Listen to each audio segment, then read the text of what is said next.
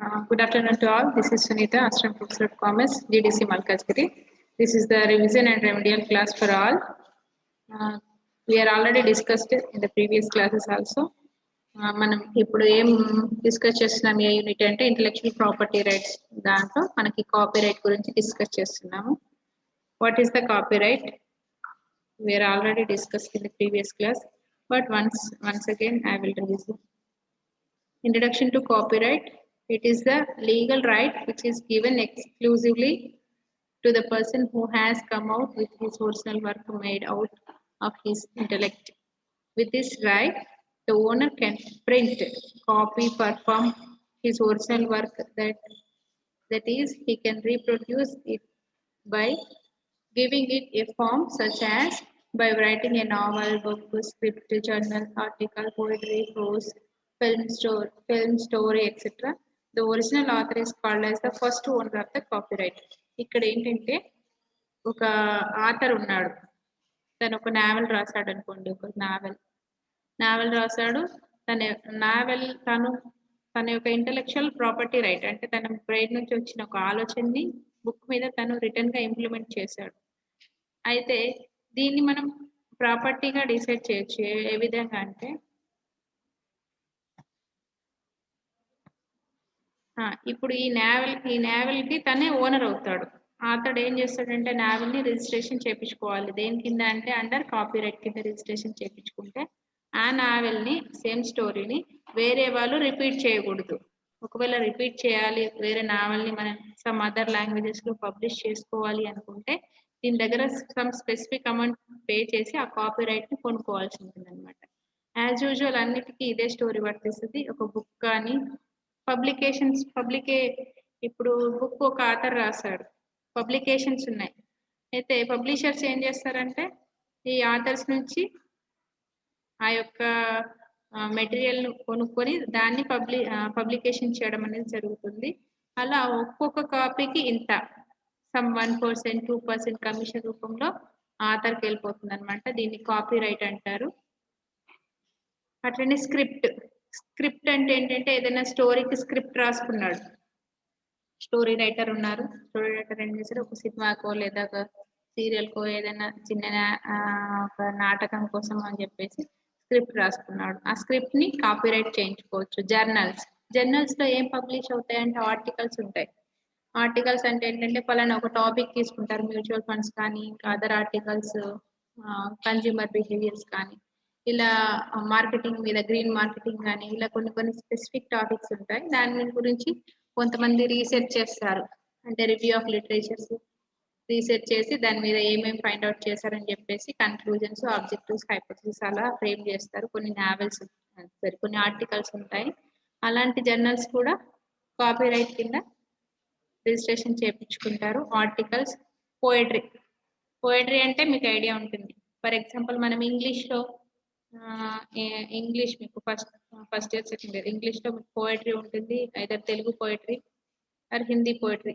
ఎవరైనా ఒక రైటర్ ఉన్నాడు, తను ఒక పోయట్రీ రాశాడు, దాన్ని కాపీరైట్ చేయించుకోవచ్చు. ఇప్పుడు ఫర్ ఎగ్జాంపుల్ అంత దాకా మనకి కొన్ని శతకాలు చూస్తే అది వేమన శతకం, కొన్ని శతకాలు సుమతి శతకం అని, దాన్ని ఇంకొకరు కాపీ చేయడానికి లేదు. అట్లా ఇంగ్లీష్ పోయట్రీ కనుక తీసుకుంటే కొన్ని పోయట్రీస్ ఉన్నాయి, వీరు ఎవరెవరు రాశారని చెప్పేసి ఐడియా ఉంటుంది. అదేవిధంగా ప్రోజ్, అదేవిధంగా ఫిల్మ్ కనుక తీసుకున్నట్టయితే ఇప్పుడు మనకి ఫిల్మ్స్ ఉన్నాయి. ఫిల్మ్ కొన్ని అంటే సిమిలర్ గా డబ్ అంటే మనకి హిందీలో చేసినటువంటి ఫిల్మ్ ని తెలుగులో డబ్ చేయడం జరుగుతుంది. అలా డబ్ చేసినప్పుడు డబ్బింగ్ చేసేటప్పుడు ఏంటంటే ఆ ఫిల్మ్ కి సంబంధించినటువంటి కాపీ రైట్ ని ఆ డైరెక్టర్స్, ప్రొడ్యూసర్స్ ఏం చేయాలంటే పర్చేజ్ చేయాల్సి ఉంటుంది అనమాట. నెక్స్ట్ స్టోరీ, ఇదంతా సిమిలర్ ఉంటుంది. ఇప్పుడు ఈ ఒరిజినల్ ఆథర్ ఎవరైతే ఉంటాడో అతడే అతను ఏదైతే రాసుకున్నాడో దానికి first owner of the copy right అనమాట. ఇన్ ఇండియా ఇక్కడ డిస్టర్బెన్స్ వస్తుందా?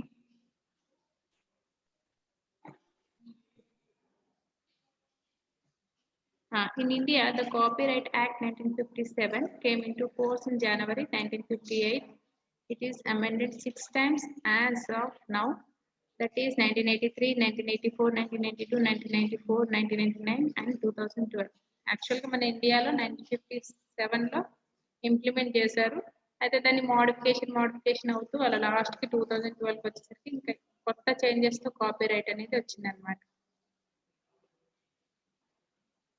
మనకి section 9 of the Copyright Act requires for establishment of an office to be called the Copyright Office for the purpose of the Act. The Copyright Office is to be under the immediate control of Register of Copyright to be appointed by the central government, who would act under the superintendence and direction of the central government. The Copyright Office is located in New Delhi. ఈ copyright మరి మనం ఒక book రాసాము, ఏదైనా novel రాసాము, మనం ఏం చేయాలి, దాన్ని copyright కింద రిజిస్ట్రేషన్ చేయించుకోవాలనుకుంటున్నాం. అది ఎక్కడ ఉందంటే న్యూఢిల్లీలో ఉంది. సో మనం త్రూ ఆన్లైన్ కూడా రిజిస్ట్రేషన్ చేయించుకోవచ్చు. In India the copyright act 1957 is compliant with these international convention and treaties. First Berne Convention of 1886, Universal Copyright Convention, international conventions. 1951 Agreement on Trade Related Aspects of Intellectual Property Rights. ఈ trips మీకు WTO చదివినప్పుడు idea ఉంటుంది. అంటే మనం foreign, ఇప్పుడు మన ఇండియన్లో ఏదైనా find out చేశారు ఇండియన్స్, అంటే మన కంట్రీలో, దాన్ని అవుటర్స్ అదర్ కంట్రీస్ కాపీ చేయకూడదు అని అనుకున్నప్పుడు ఇవి ప్రొటెక్ట్ చేస్తాయి అన్నమాట మనకి. So definition of copy rights according to Eric Miller, copyright refers to laws that regulate the use of work of creator such as an artist or author. This includes copying, distributing, altering and displaying creative, literary and other types of work unless otherwise stated in a contract. The author or creator of work retain the copyrights. According to వీళ్ళంతా foreign authors ఇచ్చింది. According to Harrods and Librarians Glossary, copyrights అంటే ఏంటంటే a procedure whereby the originator of a piece of intellectual property, book, article, piece of music acquires a series of rights over the work created, including copying, publishing, performing, broadcasting and adapting. ఇప్పుడు ఆ 2 definition నుంచి main points కింద చెప్పబడినాయి. అవి ఏంటంటే first the act of copying, distributing,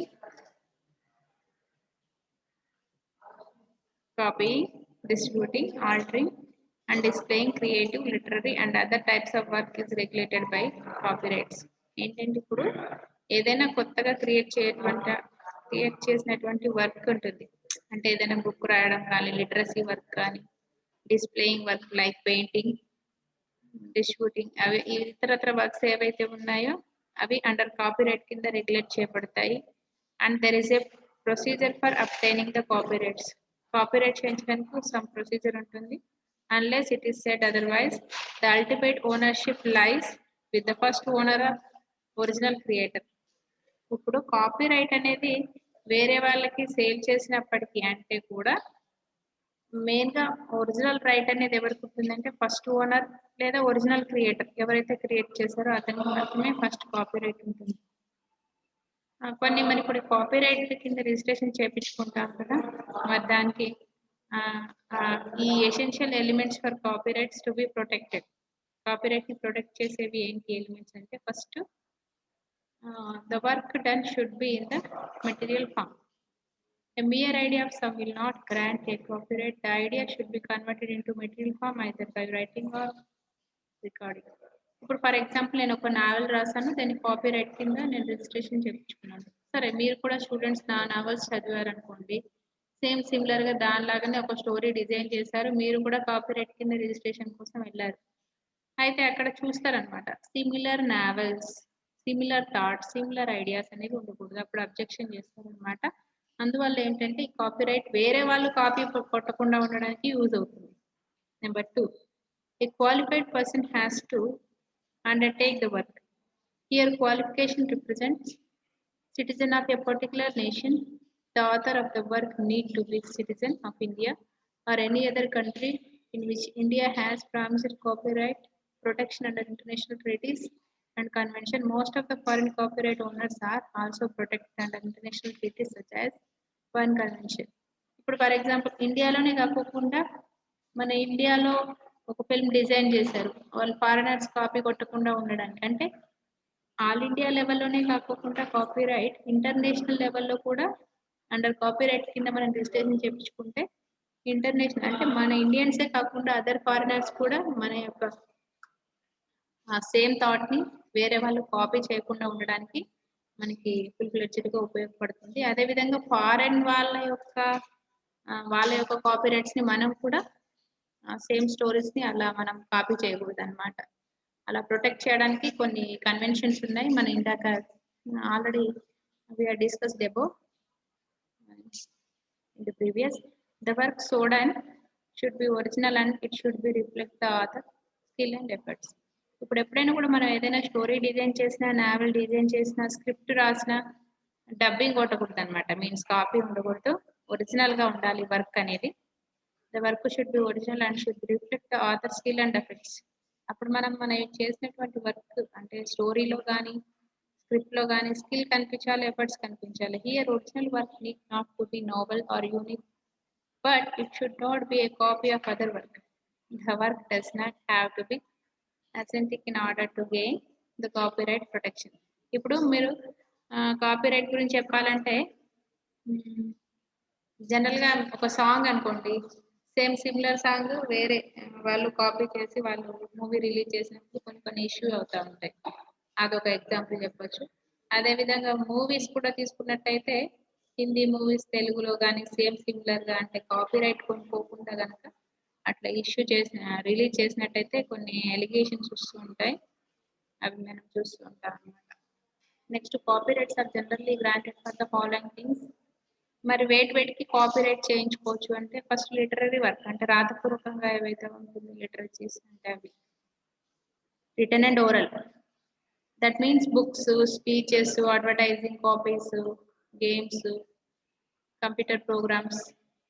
ఇప్పుడు books అనుకోండి, ఒక author రాసిన బుక్స్ సిమిలర్ బుక్స్ వేరే వాళ్ళు అదే మోడల్ గా రాయకూడదు, కాపీ చేయకూడదు. స్పీచెస్ కానీ అడ్వర్టైజింగ్ కాపీస్, ఫర్ ఎగ్జాంపుల్ ఇప్పుడు సంతూర్ సోప్ ఒక అడ్వర్టైజింగ్ ఉంటుంది, ఇంకా వేరే డెటాల్ సోప్ కి ఇంకో అదర్ అడ్వర్టైజింగ్ సిమిలర్ ఉండకూడదు. గేమ్స్, కొంతమంది సాఫ్ట్వేర్స్ ఏం చేస్తారు, కంప్యూటర్ ప్రోగ్రామ్స్ డిజైన్ చేస్తారు. ఎవరైతే డిజైన్ చేస్తారో వాళ్ళు కాపీరైట్ కింద రిజిస్ట్రేషన్ చేయించుకుంటారు. సిమిలర్ కంప్యూటర్ ప్రోగ్రామ్స్ డిజైన్ చేయకూడదు.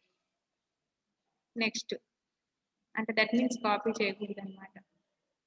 మ్యూజికల్ వర్క్, మ్యూజికల్ వర్క్ అంటే musical score, CD, DVD, cassette, tape, MP3 files ఇలాంటివి ఒకరు చేసినటువంటి వర్క్ ని ఇంకొకరు కాపీ చేయకూడదు. నెక్స్ట్ డ్రామాటిక్ యాక్టివిటీస్ అంటే plays, movies, TV shows, newscast అట్లా. ఇప్పుడు ఫర్ ఎగ్జాంపుల్ మనకి ఈటీవీ, జీ తెలుగు, జెమిని ఇవన్నీ ప్రోగ్రామ్స్ ఉన్నాయి. ఇప్పుడు సిమిలర్ అంటే ఒక్కొక్క ప్రోగ్రామ్ కి సిమిలర్ ప్రోగ్రామ్ ఉంటుంది కానీ యాజ్ టీజ్ గా ఉండదు. తర్వాత సేమ్ ప్రోగ్రామ్ నేమ్ ఉండదు. ఇప్పుడు ఈటీవీలో టెలికాస్ట్ అయ్యే సేమ్ ప్రోగ్రామ్స్ మనకి జీ తెలుగులో కానీ ఇంకా అదర్ వేరే ఛానల్స్ లో టెలికాస్ట్ అవ్వవు. This is the copyright అనమాట. నెక్స్ట్ డ్రామాటిక్ యాక్టివిటీస్ అయిపోయింది. Next choreographic work. Choreographic work means gestures and facial expressions, dance movements, choreography. ఇప్పుడు మనకి డ్యాన్స్ ప్రోగ్రామ్స్ కూడా చూసినట్టయితే మనకి మామూలుగా ఈటీవీలో ఒక డీ ప్రోగ్రామ్ ఉంటుంది, అంత జీ తెలుగులో కూడా అప్పుడు ఒక ప్రోగ్రామ్ ఉంది, ఆట అని చెప్పేసి వస్తుంది. బట్ డిఫరెంట్ కాన్సెప్ట్, సిమిలర్ గా అంటే యాజ్ టీజ్ గా ఉండదు అనమాట. గ్రాఫిక్ అండ్ స్కల్ప్చరల్ వర్క్ అంటే photographics, prints, maps, cartoons, fabrics, games, posters, toys.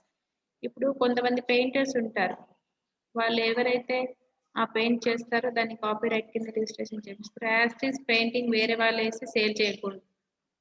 అది అడిషనల్ యాక్టివిటీస్ అంటే audio visual work, sound recording, architecture works ఇవన్నీ కూడా.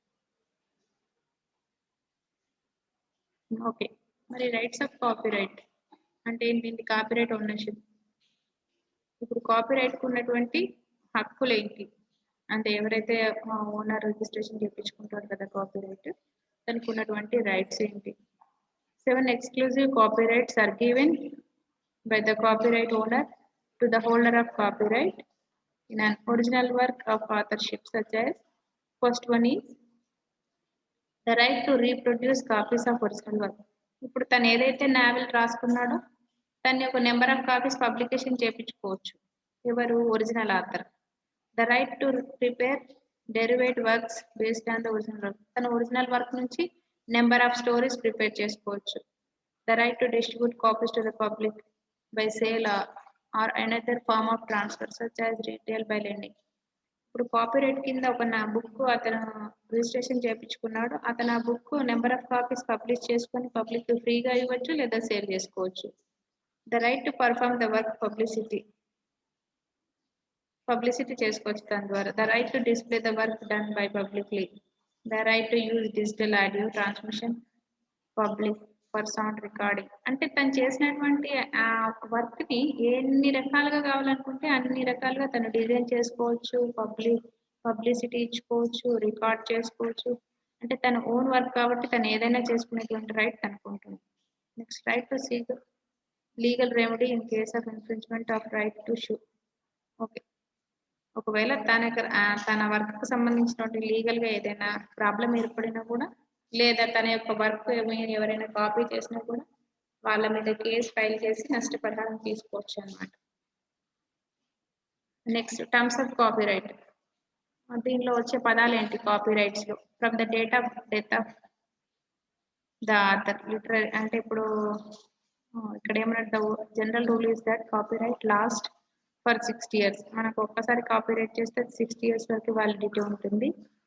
అయితే ఈ వ్యాలిడిటీ ఎలా ఉంటుంది అనేది మనకి రిజిస్ట్రేషన్ బట్టి ఉంటుంది. కాకపోతే from the date of death of the owner అయితే లిటరసీ వర్క్ ఉంటుంది, dramatic work, musical work, artistic work 60 years వరకు implement. From the date of publication అయితే cinematographic films, sound recording, photographs and posthumous, publication, works of government and international organisation ఇవన్నీ ఉంటాయి. తర్వాత ఇది infringement of copyright. Infringement అంటే ఏంటంటే means to violate law or right of another. Infringement means violating the law by copying the registered copyright of person without his prior permission, where an identical mark is used for similar goods or services, which causes confusion among the general public. ఇప్పుడు for example నేను ఒక book రాసుకున్నాను, అది చాలా famous అయింది. Same అలాంటి book, అలాంటి స్టోరీని ఏం చేశారంటే వేరే అతను పర్సన్ కాపీ చేసేసి దాన్ని పబ్లిష్ చేసి సేల్ చేయడం జరిగింది. అంటే సేమ్ సిమిలర్ బుక్ కాబట్టి దానికి కూడా కాస్ట్ తక్కువ పెట్టి ఏదో సేల్ చేసేసాడు. అయితే ఆ బుక్స్ కూడా పబ్లిక్ లో సేల్ అవ్వడం జరిగింది. అయితే తను ఒరిజినల్ ఆథర్ ఎవరైతే ఉన్నాడో ఇది నా స్టోరీ, దాన్ని రీమాడిఫికేషన్ చేసుకొని అలా పేరు మార్చి వేశాడని చెప్పేసి తన మీద షూ చేయడానికి ఈ ఒరిజినల్ ఆథర్కి అవకాశం ఉంటుంది. అలా చేసినప్పుడు తన అంటే ఎవరైతే అలా కాపీ చేసి ఆ స్టోరీని కాపీ చేసేసి ఎవరైతే సేల్ చేశారో అతని మీద యాక్షన్ తీసుకునేటువంటి అవకాశం ఫస్ట్ ఆర్ ఒరిజినల్ ఓనర్కి ఉంటుంది అనమాట. Next, remedies for copyright infringement. ఇక్కడ ఏంటి? There are 2 remedies available for original owners. ఒకటి civil remedy, injunction damages, delivery infringing, copy damages for conversion etcetera can be claim. ఇప్పుడు తన యొక్క స్టోరీని వేరే అతను దొంగిలించాడు, అంటే మీన్స్ కాపీ చేసి సేల్ చేశాడు, అతని మీద డ్యామేజెస్ తన నష్టపరిహారానికి అమౌంట్ తీసుకోవచ్చు, క్లెయిమ్ చేయొచ్చు. క్రిమినల్ రెమెడీ ఏముంటుందంటే imprisonment of 6 months to 3 years. అంటే ఎవరైతే స్టోరీని కాపీ చేస్తారో అతనికి 6 నుంచి 3 years వరకు, 6 months నుంచి 3 years వరకు జైలు శిక్ష, తర్వాత at the same time fine 50 to 2 lakhs వరకు అట్లా పెనాల్టీ వేసేటువంటి అవకాశం కూడా ఉంటుంది అనమాట. అదే విధంగా ఇతని నుంచి కాపీ చేసినటువంటి ఆ కాపీస్ ని కోర్టు సీజ్ చేసేటువంటి అవకాశం ఉంటుంది. Next, trade secrets. ఇక్కడే మనం చెప్పొచ్చు ట్రేడ్ సీక్రెట్, ఒక వర్తకానికి సంబంధించినటువంటి సీక్రెట్ రహస్యాలు. మరి సీక్రెట్స్ అంటే ఎప్పుడు కూడా సీక్రెట్స్ గానే ఉండాలి కదా. Any secret information which secure a commercial value from its secrecy is referred to as trade secret. Trade secrets information include technical as well as non-technical information, which has its own value and which should be unknown to the public. Basically, trade secrets are treated more than information because they are the sources of attaining competitive advantages. So every company has the reasons to protect their trade secrets generally. ఇప్పుడు ఒక company ఉంది, ఒక business చేస్తుంది. For example Tata tea product ఉందనుకోండి. Tata tea తాగి చూడండి, అదొక taste ఉంటుంది. రెడ్ లేబుల్ తాగండి, అదొక టేస్ట్ ఉంటుంది. గ్రూప్ వన్ తాగండి, అదొకటి. 3 రోజెస్ తాగండి, అదొకటి. అది బిజినెస్ సీక్రెట్, ట్రేడ్ సీక్రెట్, అదొక ఫార్ములా అన్నమాట. ఇప్పుడు ఆ ఫార్ములాని టాటా ప్రోడక్ట్ అంటే ఇప్పుడు టాటా టీ చాలా మంది పర్చేస్ చేస్తారు. సో దాని యొక్క ఫార్ములా అనేది ట్రేడ్ సీక్రెట్. ఆ ఫార్ములా అనేది బయట ఎవరికి కూడా తెలియకూడదు. తెలిసింది అనుకోండి, సేమ్ ఫార్ములాని వేరే వాళ్ళు కాపీ చేసేసి అదే మోడల్లో టీ పౌడర్ రెడీ చేసేసి వేరే బ్రాండ్తో అమ్మారు అనుకోండి, ఆటోమేటిక్గా కస్టమర్స్ దానికి అట్రాక్ట్ అయిపోయి అది పర్చేస్ చేసేటువంటి అవకాశం ఉంటుంది. అంటే ఎప్పుడైనా కూడా ఒక బిజినెస్ సక్సెస్ఫుల్గా రన్ అవుతుందంటే దాని యొక్క ట్రేడ్ సీక్రెట్ని మనం గుప్తంగా ఉంచడం అనేది ఇంపార్టెంట్. అయితే according to TRIPS agreement, any form of undisclosed information is referred to trade secret. ఏదైతే బిజినెస్ కు సంబంధించినటువంటి విషయాలు బయటకు చెప్పకుండా ఉంచుతామో దాన్ని ఏమనొచ్చు అంటే ట్రేడ్ సీక్రెట్స్ అంటాము.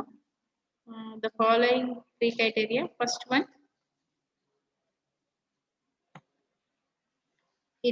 it must not be generally known to the public.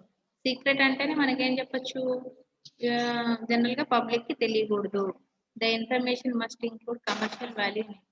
ఇప్పుడు ఆ ఫార్ములాకి వాల్యూ ఉంటుంది కదా, కమర్షియల్ వాల్యూ అంటే డబ్బుతో కూడినటువంటి విలువ ఉంటుంది. The owner must have taken certain reasonable measures so as to protect it as a secret. అప్పుడు ఏం చేస్తాడు ఓనరు, ఆ యొక్క ఫార్ములాని సీక్రెట్ గా ఉంచడానికి ట్రై చేస్తాడు. Next, types of trade secrets.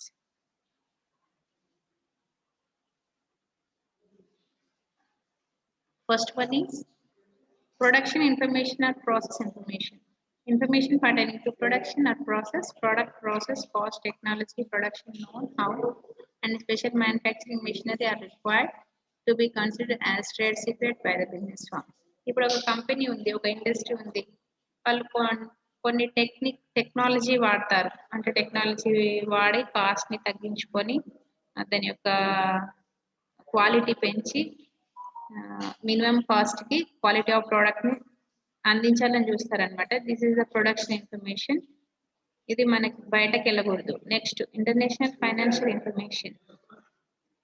So information pertaining to product margin, budgets, product cost, forecasting, operating reports, and profit and loss statements comes under international financial. International financial information of the company, and this information is required to protected by the business firms.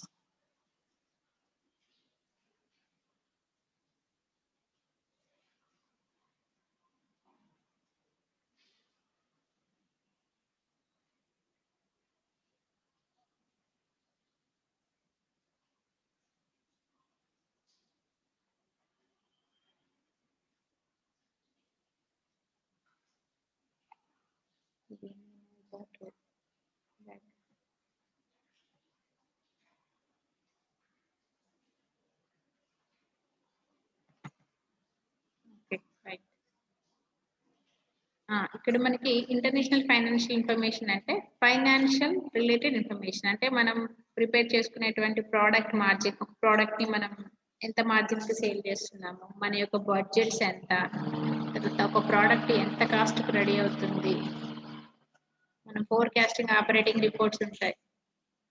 తర్వాత మనకు profit and loss statement, అంటే మనకి ఎంత profit వస్తుంది ఒక కంపెనీకి, ఇవన్నీ కూడా సీక్రెసీగా మెయింటైన్ చేయాల్సి ఉంటుంది. ఒకవేళ ఈ సీక్రెసీ కనుక బయట వెళ్ళిపోయినట్టయితే మనకి ఏమవుతుందంటే కాంపిటేటర్స్ తయారవుతారు. సో మనం అప్పుడు కాంపిటేటర్స్ ఫేస్ చేస్తే లాస్ట్ బేర్ చేసేటువంటి సిచ్యువేషన్ వస్తుంది. కాబట్టి ఇది కూడా మనం సీక్రెట్ గా ఉంచుకోవాలి. Next, information related to purchase and materials. Information related to purchase and materials include cost, price data, inventory records, vendors or supplier information. Inventory data should be considered protectable under trade secrets law by the business firm. ఇప్పుడు మనం ఏదైనా goods ని produce చేయాలి అనుకుంటే మనకి suppliers నుంచి మనకి material రావాలి. అట్ ద సేమ్ టైం మనం కస్టమర్స్ ని మనం ఎత్తుకోవాల్సి ఉంటుంది. అయితే బిజినెస్ సీక్రెట్ ఏంటంటే మనం సప్లయర్స్ ని ఎంత తక్కువ కోట్ చేసి మెటీరియల్ తీసుకుంటున్నాము, అదే విధంగా మనం ఏ విధంగా సేల్ చేస్తున్నాం, ఇవన్నీ కూడా బిజినెస్ సీక్రెట్స్, బయటకు వెళ్ళకూడదు. Next administrative information.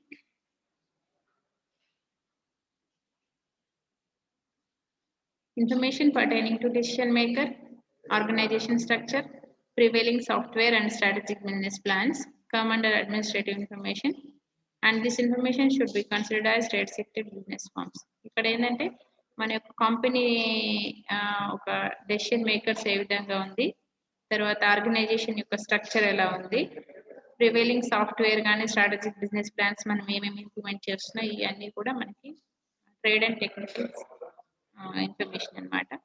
Next technical information means అంటే compounds, laboratory notebooks, experiments, drawings, operation manuals, design manuals,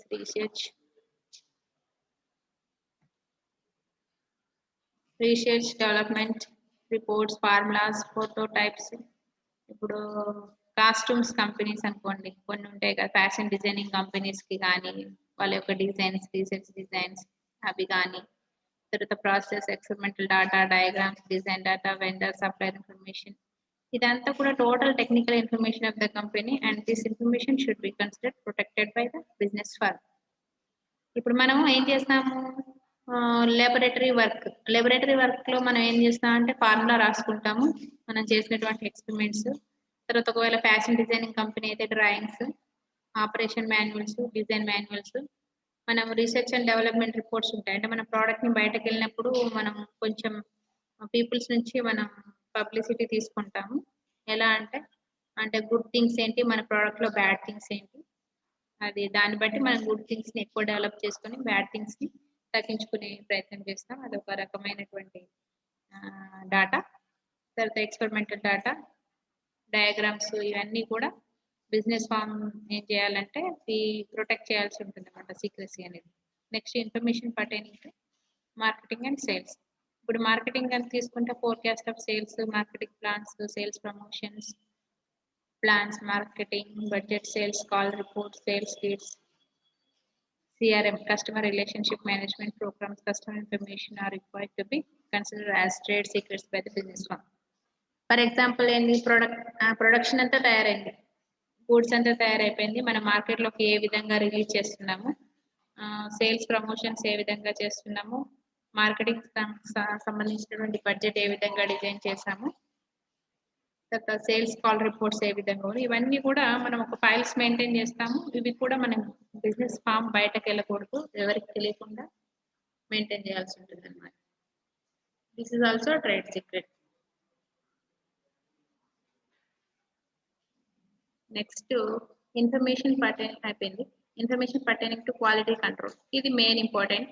ఇప్పుడు టాటా ప్రొడక్ట్స్ అంటే క్వాలిటీ ఉంటాయి. ఎందుకు క్వాలిటీ ఉంటాయి అంటే ఇక్కడ చూడండి, information concerning quality control procedures, quality control methods, manuals and records come under the trade secret which need to be protected by the business firms. మనం ఏమేమి క్వాలిటీ కంట్రోల్స్ యూజ్ చేస్తున్నాము, ఆ మాన్యువల్స్ ఏంటి, ఆ రికార్డ్స్ ఏంటి, కంపల్సరీగా ఈ ట్రేడ్ సీక్రెట్స్ ని ప్రొటెక్ట్ చేయాల్సి ఉంటుంది బిజినెస్ ఫామ్ అనేది. Next information pertaining to HR and personal. HR and personal తీసుకుంటే సాలరీ స్ట్రక్చర్ అంటే ఎవరెవరికి, ఒక మనకి పైన హైయర్ అథారిటీ మేనేజర్స్ నుంచి కింద లేబర్ వర్క్ అంటే సూపర్వైజర్స్, లేబర్, ఫోర్మెన్స్ వరకు ఎవరెవరికి ఎంత పే చేస్తున్నాము, తర్వాత వీళ్ళు కొత్తగా అపాయింట్ చేసిన వాళ్ళకి కానీ లేదా ప్రమోట్ అయిన వాళ్ళకి ట్రైనింగ్ ప్రోగ్రామ్స్ ఏమి ఇస్తున్నాము, ఎంప్లాయీ యొక్క రికార్డ్స్ ఏంటి, incentive schemes, recruitment test and HR policy should be considered as protectable matter by the business firms. Okay, మీకు ఇప్పుడు ట్రేడ్ సీక్రెట్స్ ఇవన్నీ తెలుస్తూ ఉంటే మీకు బిజినెస్ ఫామ్, ఒకవేళ మీరే ఒక బిజినెస్ పర్సన్ అయితే అసలు ఏమేమి ఇంప్లిమెంట్ చేసుకోవాలి, ఏ ఫైల్స్ రెడీ చేసుకోవాలి, వేటిని జాగ్రత్తగా పెట్టుకోవాలనే విషయం పర్ఫెక్ట్ గా ఐడియా వస్తుంది అనమాట దీన్ని బట్టి. Okay, Thank you, one and all. Any doubts?